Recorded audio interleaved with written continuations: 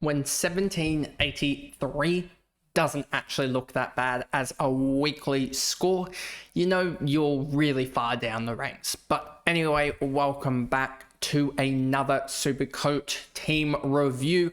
This week we are on to round 12, going through how the boys went, as well as just my future thoughts and plans with limited trades and how I'm going to play out the rest of the season.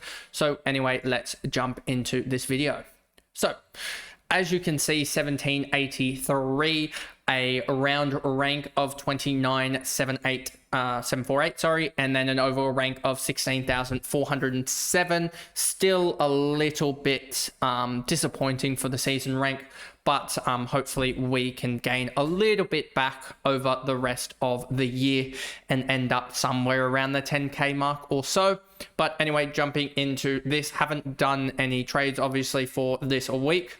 But in the end, I went for rather a little bit of a timid, I would say, sort of trades. If we look at them here, you'll see Reed out for Wanganeen Malira, and then El Hawley and Henderson out for Clark and Gray.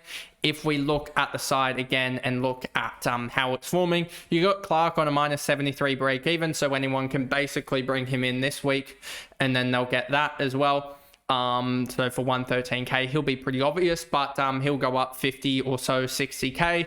So that'll be obvious for those guys that have him. Gray went up 53k and looks like he could be out of the dreaded zone, given it is a 1:20 p.m. game against Sydney. So hopefully they don't drop him because he's been outstanding the last couple of weeks.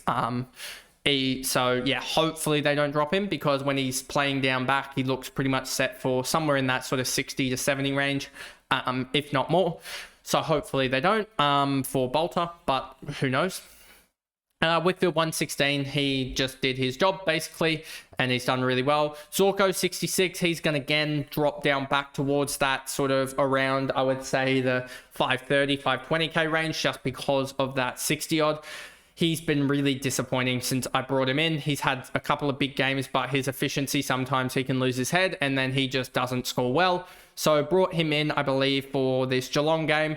And so since then, he has scored somewhere around about the, let's even just check. So he scored 1,029, is that? Divide that by 10. He's actually only scored 102.3 in my side, I believe, in the 10 games that he's been in there, which is really disappointing after what he had done to start the year. Brought him in on a 135 as well. So, and he's only turned up 1, 2, 3 times after that with a couple of 90 scores, 3 90 scores, is that? Yeah. So yeah, been really, really disappointing with the likes of Dane Zorko for this season.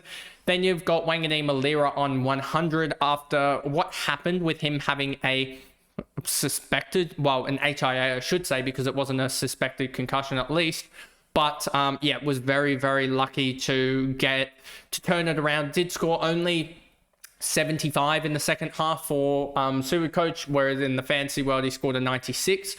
So was a little bit unlucky that he wasn't able to push that on and really score big, and really put like a 120 on the board after, but when you take into consideration the scenario, and he had 15 minutes off, he only ended up, if we look, I don't know if we can look at the TOG, does it have TOG or anything like that? If we look at the actual TOG for the game, you can see he went at an approximate, do we have a 1.2 somewhere in here? A 1.2 here.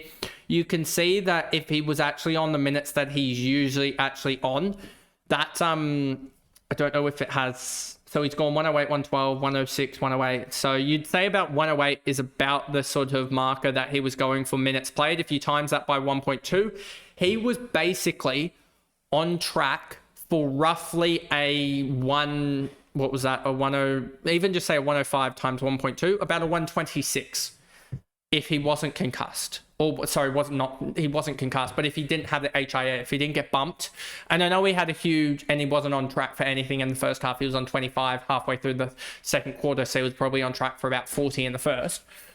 But that just shows how how good his second half was. I know it probably wasn't the best ball use wise and everything like that, but yeah, he got himself up to 100. Roberts, there's actual real concern that he could potentially be dropped from a Sydney perspective. A lot of fans aren't happy with his performance, so it will be interesting to see how that goes in the next little bit. We talked about Clark and Gray. Harry Sheezel back this week. I'm thankful that there's not as many guys out for me this week. There's only the 4 guys out, so there's still 4 guys out. Hopefully we get a Horne-Francis back, but I don't think we will. I think he's another week out, so it means that we've got very few spare guys, I would say. We've potentially only got, if we actually look at this quickly here, if we go playing in round 13, you've got potentially, what's that? 1, 2, 3, 4, 5, 6. So you got 6, 7, 8, 9, 10, 11, 12, 13, 14, 15, 16, 17, 18. I've got 18 guys before we get to trades because Cleary's going to be basically cooked. 18. So and 1, 2, 3, 4 of them are rookies. So I'm probably going to have to take a rookie score. That's how bad the team sort of is for just playability, I would say. I've also got Carroll. So I've got 19 players before trade. So I can get up to 22 if I wanted to, which will be interesting. But I have a feeling that I won't be trading. It depends what I'll do, but I could potentially do something like I think with 45k, potentially something like a Cleary, Gross, and Stone to sort of a couple of rookies and potentially get something decent enough, but there's not really much that I can do per se. But we'll just have to see. Maybe it is grab a couple of rookies and then a couple of 99k rookies, like just thinking about it, 167.3 plus 45.2 plus the 230.3 plus say a 199. That gets me 641.8k minus a 99.1, and do that again. I'd have 443k to make some moves. There isn't really anyone for 443k that I can think of. So yeah, might have to chop someone like a Levi Ashcroft or something like that, which would cut into my players available, but at least it would get me up to someone decent.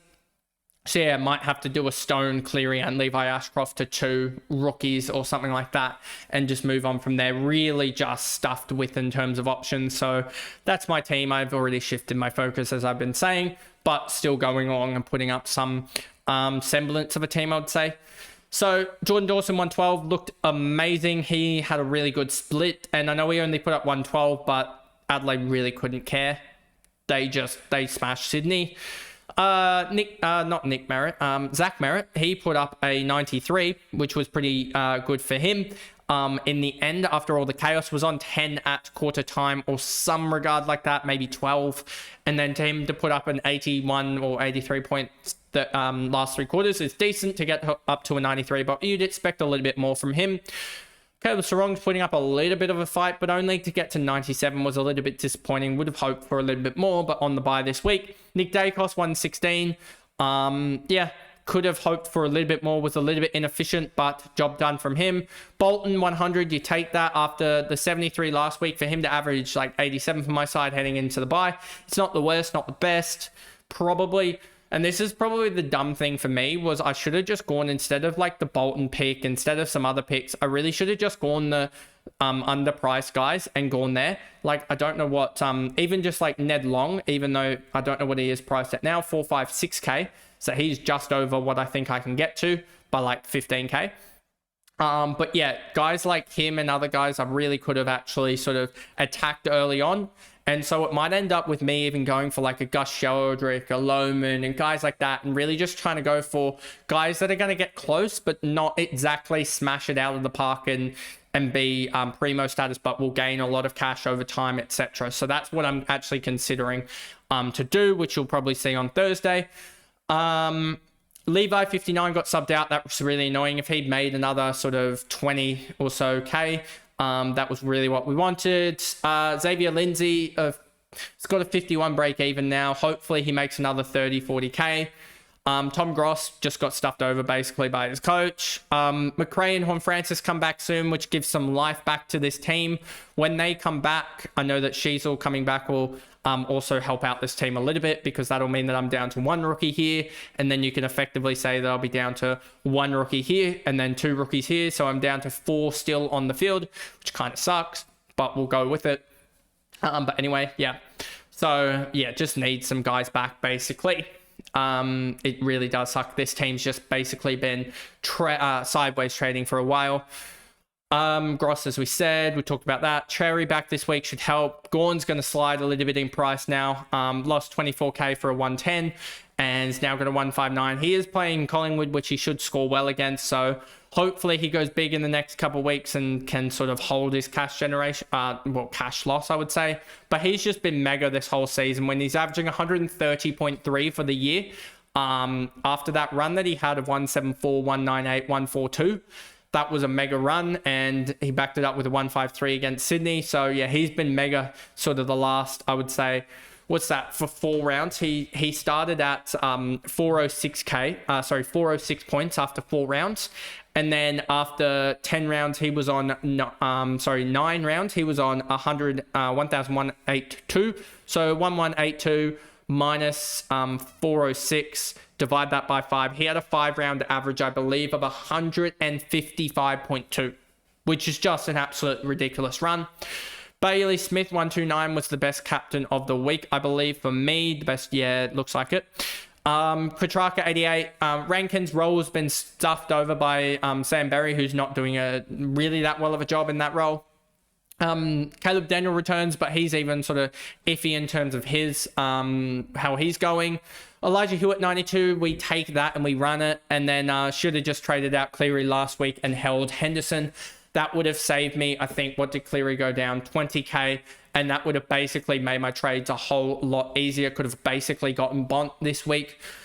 That kind of sucks a little bit, but it is what it is with that regard. I think I could, what is Butters at? Butters is at 585k with a 197 break even. He's going to be gettable next week, it feels like, from maybe even like a Bolton or something like that, or maybe even a Rankin, etc. And we go from there. But yeah, that basically is the video. Sinclair 113, that was a decent score. And then Stone and Simpson are DNP. Simpson being out injured has really stuffed everything over, basically, because that's the slot that, basically Gross would have gone into, it feels like, on the bench here, and he would have played. And then that would have just given me basically easy opportunity to trade out Cleary, even though I should have traded him out when he was out injured, when he was named sub.